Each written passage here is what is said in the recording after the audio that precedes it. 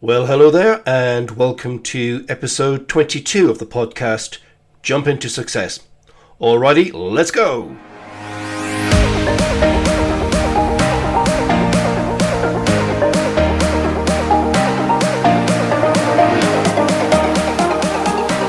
Alrighty, here we are, and I can't believe it, we're 22 already, episode 22. Here we go, we're rushing towards the end of the month, and our kind of experiment with our large format group coaching project. And again, I want to say thank you for everybody who's gotten involved, emailed in, made suggestions, and said how much they appreciated all of the coaching and motivational content. I think especially for those who've joined the Be Inspired group, because obviously they're going to get a lot more than if you're just listening to this podcast. So the focus of this, we're almost at the end of our project now. This is the fourth, I guess, installment of the large format group coaching project. And there'll be one more, which will lap into next month into December. And then we'll be back to our normal, session of interviews and so on this podcast. And we've got some great people coming up, I can assure you. And really some interesting people from different kinds of backgrounds that are doing different kind of things. So I'm really looking forward to sharing those with you. We've been scheduling loads going up to months and months and months into the future now. But we wanted to finish this large format group coaching project as we promised we would. Now, here comes the thing for you, because today we're going to look at a goal setting process again. Yes, of course, because we're into coaching here in this large format group coaching project. But we're going to look at a couple of different things, different ways of working. But what we really are keen on hearing from you this time is you're actually doing it. We've had a couple, but we thought we'd get a few more really of things either doing it, not just saying they're enjoying it, but you're actually doing it. That you've got your pencil and pen out, paper, and you've been writing things down. You've been developing strategies, and of course taking action, because that's what this whole process is about. Getting ready to thrive in 2025. That's what we're all about for this large format group coaching project.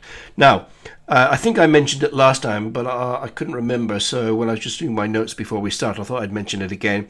So this idea, this concept of the big sort of coaching project with everybody is being integrated into our Be Inspired group, which is our open access personal development club for anybody who's interested in any kind of personal development. I'm going to be adding in lots more things to that too, like an Ask Me Anything day on a Friday, and some other great coaching content and some additional videos as well. So if you're interested in personal development, now really is a great time to join the Be Inspired group. And yes, it's still free and will continue to be free for the foreseeable future. So there's no cost involved. And if you've been enjoying these podcasts, you'll know that the content in there is even better. And in fact, next Wednesday will be the next live event for the Be Inspired group, where our special guest, Steve Gilson, will be talking all about marketing. And not marketing in the sense of sell, but marketing in the sense of if you've got a product or service, or you're coaching or NLP practitioner or a consultant, or maybe you're a masseuse, or any kind of service that you're offering, sort of side business, or maybe even bigger, how you ethically do that in a way that is constructive, supportive for yourself and indeed for your clients. We're going to be giving away some pretty exciting things. Can't tell you too much now because it's top secret, but suffice to say, at least one person, depending on the numbers we have on the call, next Wednesday, we're going to get something very, very special awarded as our giveaway at the end of the session, like we normally do. Alrighty, so let's get on with what we have today. So we're talking obviously about goal setting, planning and self-coaching on this large format group coaching project, getting ready for 2025. So just by means of a sort of I guess a useful recap. And it's always useful, I think, to recap what we really mean by this. But this is the time of year that's the best time of the year, and all the evidence points towards that, to kind of decide what you want to do next year, the new year. Doing it in January is the worst time to do it. Now is the right time, right up to really the sort of the first week in December. After that, all the Christmas craziness kicks in, and that's the end of that. So we really are doing it right now. When we talk about goals, we really mean outcomes, well-formedness. And we've talked about the formula for setting well-formedness, or even for well-formed futures. We've talked about that as well. But essentially, the recipe that we're working out of is, the want to, the motivation. I really believe that this goal is achievable. The how to, we've got all the resources, or we can get access to the resources that are required to be able to make it a reality. The chance to, so we've got control of the process and we can deal with whatever happens along the way. And then, of course, the agreed evidence, assessment of progress, sensory specific evidence. What will I see? What will I hear?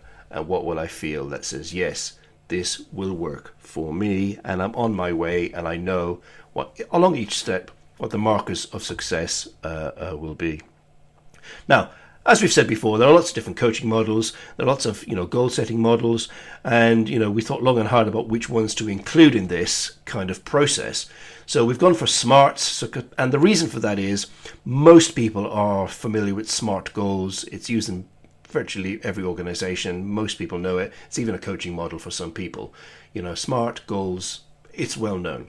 So we've turned SMART into SMARTS because it makes it a bit more aligned with the well-formedness that you need from NLP to create powerful goals. So hopefully, if you haven't got a pen and paper, pause the recording now, go get one. Or if you've got your goals that you've already been working on, let's review them together as I work my way through SMARTS. But then I'm also going to bring in another model which will maybe help really create some more motivation and alignment in the things that you want to do. So let's start off with the specificity of what it is that you want. So S for specific. What do you want?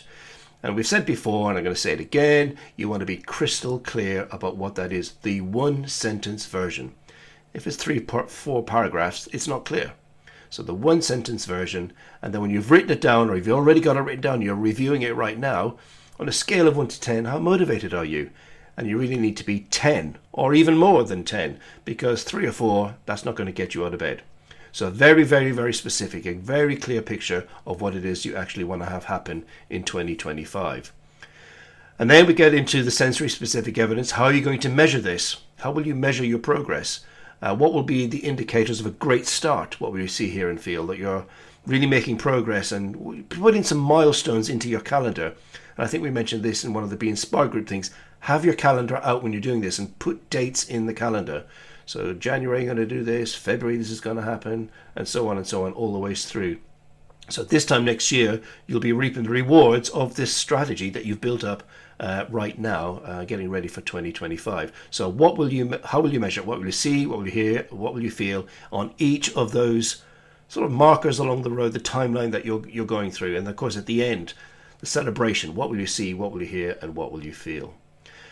And then we sort of do a little bit of a sense check here. Is this really achievable? Is this a realistic endeavor right now? Planning for next year is this the right thing for next year, or should it be something smaller or something different? And the way of checking this is, if you had it right now, would you take it? If there's a kind of hesitation because you think, well, yeah, it's a great idea and I do want it, but I've got to do this other thing first. I'm getting married, or I'm starting a new business. That might be the goal in actual fact, so scrub that. Or you're going to be away for a long time, or there's some family issues that need dealing with. Who knows? It could be anything. But is this a realistic endeavor right now? Is now the right time to be making this outcome and goal for yourself? If it's yes, great, we go on to the. If it's not, then you go back and say, okay, what do I want to do? What can I do? What would be the thing to work on? But we'll go that you've decided this is the right thing. It is achievable right now. So then we get into resources. Do you have the resources? Now, when I teach coaching skills, and we had one just this past weekend, what is needed, and when we talk about resources for setting goals and outcomes, we talk about time, knowledge, equipment, people, teams, the stuff that makes the change happen. And time is one of the big ones, because when you start changing things, time can get eaten up, doing research, planning, dealing with the problems that come up from making the change. So, something else will have to go. And in many ways, that's the big leverage that you'll have to make. If I'm going to do this, I've got to not do that. If I'm going to do this, I might have to do less of that. But this that I'm planning is so great, so fantastic. The rewards are so clear because I'm very clear about my outcome and the reasons why I'm doing it. then you'll not have a problem to do that. So that's about resources. Have a list, make the list and say, have I got it? And if I haven't, what's missing? And I'll get it before I take the next step. Then we get to time frame. So when specifically is this going to be achieved? And we've talked about the calendar already. Put those dates in and make sure they're crystal clear and you're committing to them. And the other thing we always talk about is having an accountability partner. So who could be your accountability partner?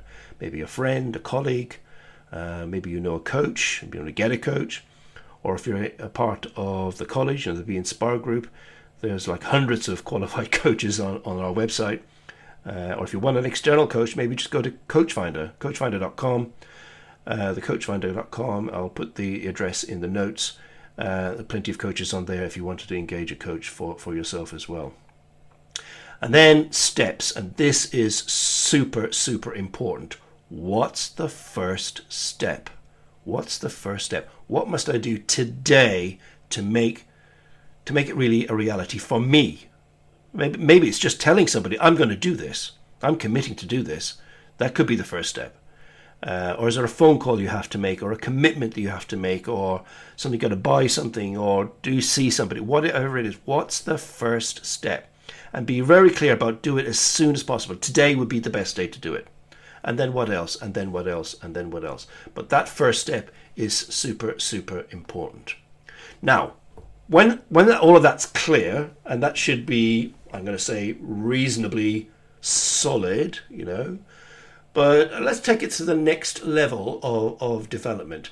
So one of my favorite things from NLP is the logical levels from Robert Dilts. It's one of my favorite things. In fact, it's probably my main go-to model that I do for all of the change work I do, whether it be with individuals or within organizations. But once you've got that well-formed, crystal clear outcome, you know exactly what it is. This is a useful checklist, actually.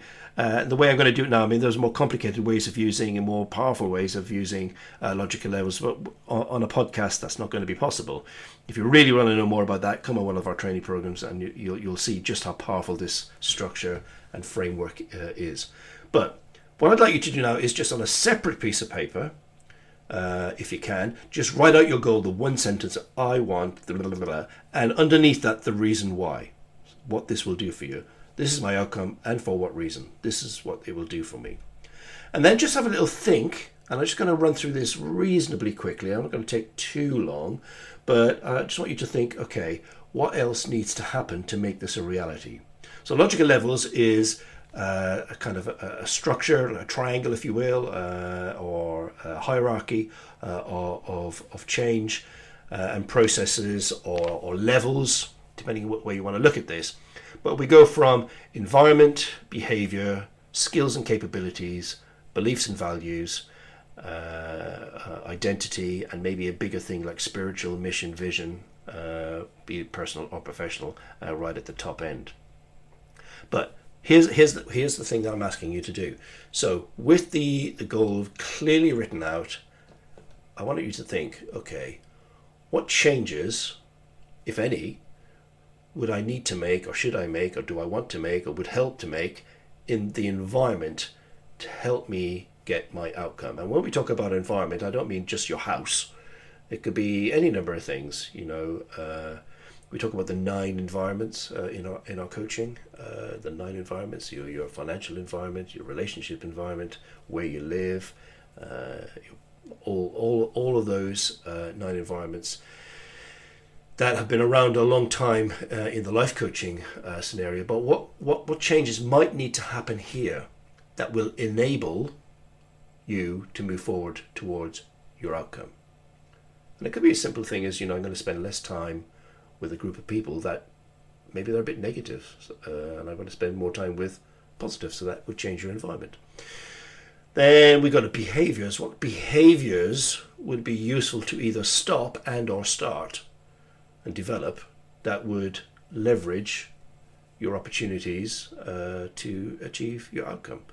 Behaviors. When people look at you, what do they see? What are the behaviors? Are they supportive of your outcome, or are they perhaps a bit negative, a bit sloppy, amateurish? I don't know. Only you can tell. Then we go to skills and capabilities. What skills and capabilities do I have that will really help me along the way? But more importantly, what skills and capabilities might I need to learn and develop that would really help me accelerate the process and get through each of those markers that are in the calendar to move forward. So they're the first three, and we often call them small C changes or small C coaching. But then we move up to the chunkier ones, so large C, because it's, environment is easily change your environment. You can change your behaviors. That's just about personal discipline. And skills and capabilities. If you live in the West, you've got access to the internet. You can pretty much learn, just about anything. So it's not that difficult. Libraries exist, there's still a few left, even after all the austerity. And then we get to beliefs and values. So now we're talking bigger change. What beliefs and values do I have about myself and my abilities, or in relation to this particular goal that I'm working on? What do I really believe it's going to do for me? What do I really believe the value of it? What are my values about making that sacrifice, that change for myself, maybe for my family, for my business? What beliefs and values do I have? Do I have limiting beliefs that say, it'll be great, but I'm not good enough, or what will happen if? And all of those thought viruses that can kind of eat away and start sowing seeds of doubt, where really enthusiasm and a can-do attitude would be far more useful. So it's really interesting to explore that. Now, don't get lost down a rabbit hole with that, but do think, okay, if there are limiting beliefs, what would be better to believe? What would be better? Who says you can't do that? That's a useless belief. It doesn't help you at all. Where did that come from? Get rid of it. And if you want to know more about beliefs, just come on one of the workshops that we focus on that, and we'll show you how using NLP, or just get a coach. I've said this before. If you're not, au fait with how to do some of these things, just get a decent coach. And if anybody's stuck about how to do that, reach out, and I'll point them in the right direction. So what would it be useful to believe? And then we move up even higher to identity. Who will you be when you achieve this real ambitious goal that you're setting yourself for 2025? Who will you be? Who will you become when you step into that new persona? What's it about? And when you look in the mirror now, you're one person, and you're sort of traveling into the future in your mind. Who will you be then?